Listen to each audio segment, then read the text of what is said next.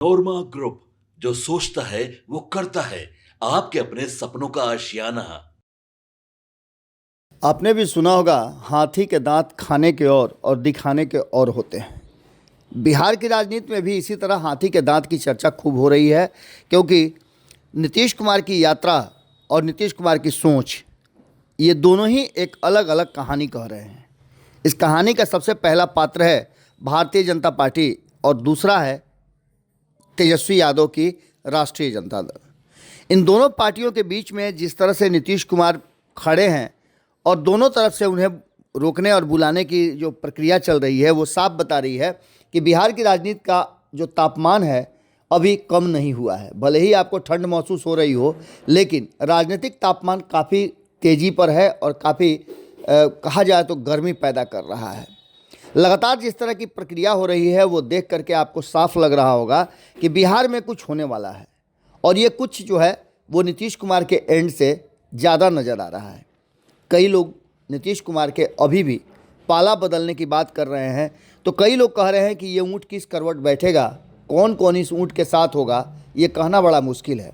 तो वहीं दूसरी तरफ नीतीश कुमार को इस पाले में रखने और दूसरे पाले में जाने को लेकर के भी दो खेमेबाजी हो गई है।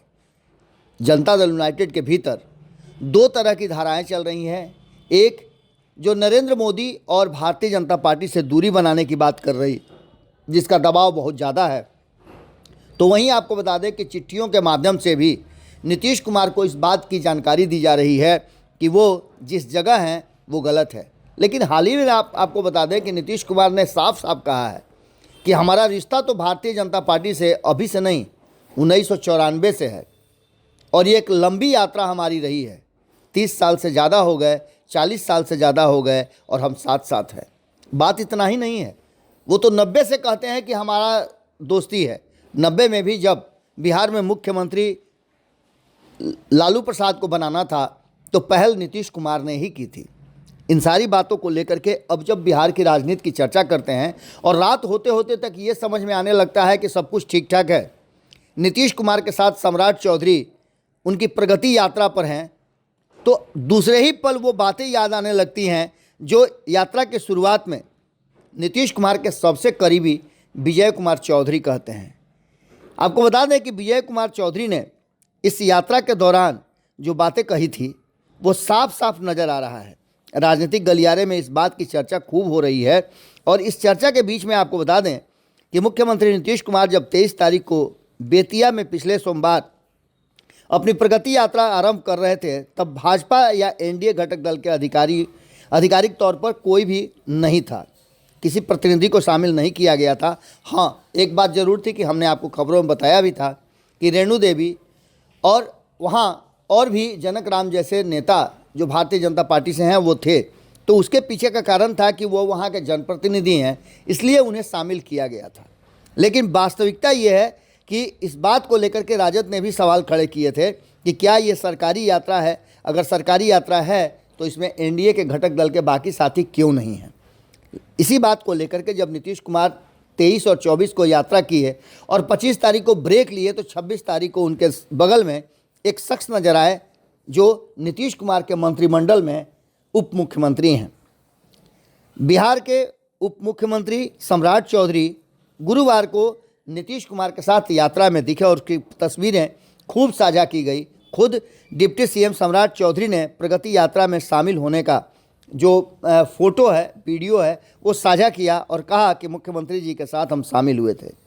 अब इसके राजनीतिक मायने लोग समझें, तब तक एक बयान जो 2 दिन पहले जदयू की तरफ से आया था, और नीतीश कुमार के सबसे करीबी, नीतीश कुमार के मंत्रिमंडल में जल संसाधन मंत्री विजय कुमार चौधरी बेतिया और मोतिहारी दोनों जगहों पर थे। तब यह कहा था कि पूर्व में भी मुख्यमंत्री नीतीश कुमार यात्रा पर अकेले निकलते रहे हैं, इसलिए इन बातों का कोई महत्व नहीं है। अब आप समझ सकते हैं कि एक तरफ विजय चौधरी का ये बयान और दूसरी तरफ अचानक से ये बात फिर से चर्चा में आ जाना कि अभी भी बहुत कुछ बदला नहीं है और नीतीश कुमार के डिमांड को पूरा नहीं किया है भारतीय जनता पार्टी ने। इस चुनाव से पहले राजद विधायक भाई वीरेंद्र लगातार चर्चा में हैं और वो नीतीश कुमार के असहज होने की बात कर रहे हैं।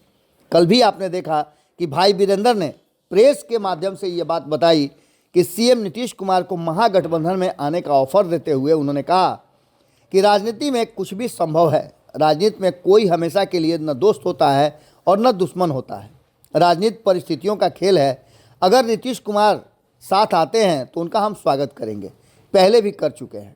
राजद विधायक के इस बयान से अब सियासत और गर्मा गई है। आपको बता दें कि भाई वीरेंद्र की बात करें तो भाई वीरेंद्र नीतीश कुमार के अत्यंत करीबियों में से एक हैं। अब उनके करीबी होने का और इस बयान का अगर जोड़ा जाए तो लालू प्रसाद के बयान भी आपको नज़र आए होंगे। लालू प्रसाद जब नीतीश कुमार 15 तारीख से यात्रा पर निकलने वाले थे तो क्या कह रहे थे, और जब लालू प्रसाद 23 तारीख को निकलने वाले थे तो उनके बयान में कुछ और बात थी। इन सभी बातों को लेकर के अब जो सॉफ्ट हुआ है राष्ट्रीय जनता दल, उसके कई कारण नज़र आ रहे हैं।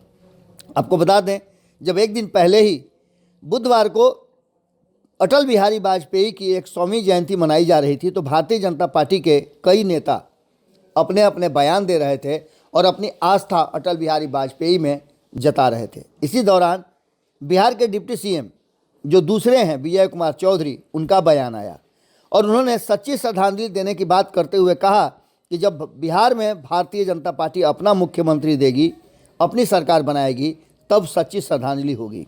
और इसके बाद आप समझ सकते हैं कि नीतीश कुमार के मन में किस तरह के भाव आए होंगे। लेकिन दूसरे ही पल नीतीश कुमार के साथ इस बयान के तुरंत बाद 12 घंटे भी नहीं हुए थे कि नीतीश कुमार और सम्राट चौधरी एक साथ दिखे तो ये कहा जाने लगा कि सब कुछ ठीक ठाक है, कोई अंतर नहीं है। लेकिन हाल में जब केंद्रीय मंत्री, गृह मंत्री जो हैं वो अमित शाह, उन्होंने मीडिया के एक कार्यक्रम के दौरान जो बातें कही थी वो बातें भी आपको अच्छी तरह से याद होंगी। इसके बाद अंबेडकर पर दिए गए बयान और दूसरी तरफ अल्पसंख्यक समाज को लेकर के दिए गए बयानों को लेकर के नीतीश कुमार पर दबाव बढ़ता जा रहा है। नीतीश कुमार पर एक तरफ जहां इस बात का दबाव है कि आने वाले चुनाव में उनके साथ भारतीय जनता पार्टी किस तरह का व्यवहार करेगी, तो दूसरी तरफ उनकी पार्टी और पार्टी के भीतर जो चल रहा है उसको संभालने के लिए नीतीश कुमार को कोई बड़ा फैसला लेना होगा।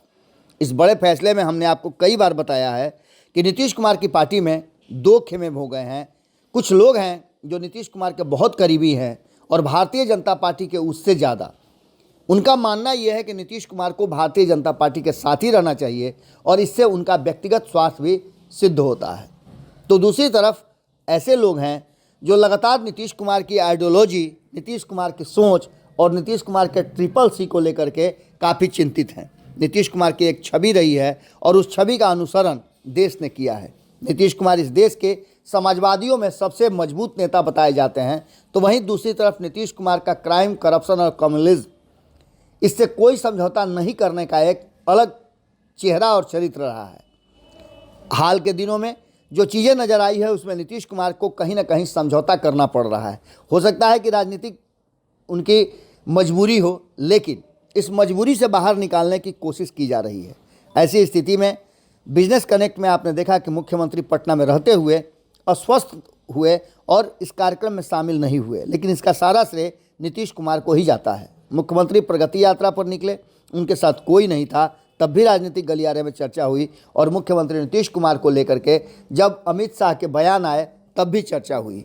अब परिस्थितियां जो बात बता रही हैं उसमें नीतीश कुमार क्या करने वाले हैं, इस बात का अंदाज़ा, जैसा कि आपको 2 दिन पहले ही हमारे सीनियर रिपोर्टर सागर के साथ बातचीत के दौरान नीरज कुमार ने कहा कि नीतीश कुमार के फैसले पर किसी की कोई चलती नहीं है और नीतीश कुमार खुद भी एक हाथ फैसला लेता है तो दूसरे को पता नहीं चलता है।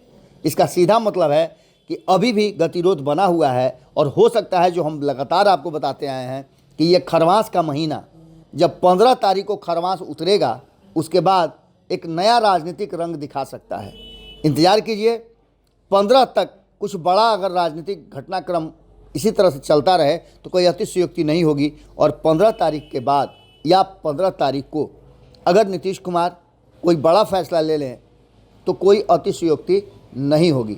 हमारी नज़र बिहार की राजनीति पे बनी हुई है और वहीं संपादक नमन मिश्रा जी दिल्ली में डटे हुए हैं। बिहार और दिल्ली की राजनीति में क्या हलचल हो रही है, हम आपको पल पल का अपडेट दे रहे हैं। ये अपडेट ऐसे हैं जो बिहार की राजनीति और हमारी राजनीतिक समझ के साथ साथ आप भारत लाइव और पंचनामा के प्रबुद्ध दर्शकों के लिए भी बड़ा ही कठिन परिस्थिति है इसका आकलन करना, लेकिन फिर भी हम लगातार डटे हुए हैं और जो कुछ भी बिहार की राजनीति में होगा सबसे पहले आप तक पहुंचाएंगे। बहुत बहुत धन्यवाद।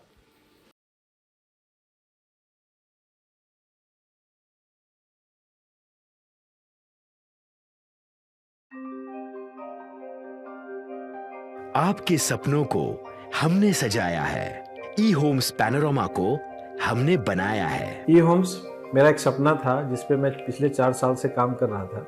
हमने जो बनाया है वो सबने है माना। ई होम्स पैनोरामा में हो आपका भी आशियाना। और फाइनली हमने 2021 में इस प्रोजेक्ट को लॉन्च किया। बहुत लोग अप्रिशिएट कर रहे हैं कि पूर्णिया जैसे शहर में, बिहार के, एक तो बिहार की बात करें उसमें भी पूर्णिया जैसे छोटे जगह में इस तरह का लाइफस्टाइल देना, ये सुन के हम लोगों को बहुत अच्छा लगता है। ई होम्स में हमने कुछ और भी किया है, जैसे हम जिस जगह में रह रहे हैं हमारे फैमिली सिक्योर हो, उनको सिक्योरिटी का ध्यान में रखा है। आपकी सुविधा और सुरक्षा आपके लिए खास है, ये आपका विश्वास है। इसमें आर्टिफिशियल इंटेलिजेंस का 7 लेयर सिक्योरिटी का हमने इस्तेमाल किया है। लश ग्रीन कैंपस को बनाया है। यदि हमारा बाउंड्री वाल है तो वो वर्टिकल गार्डन है।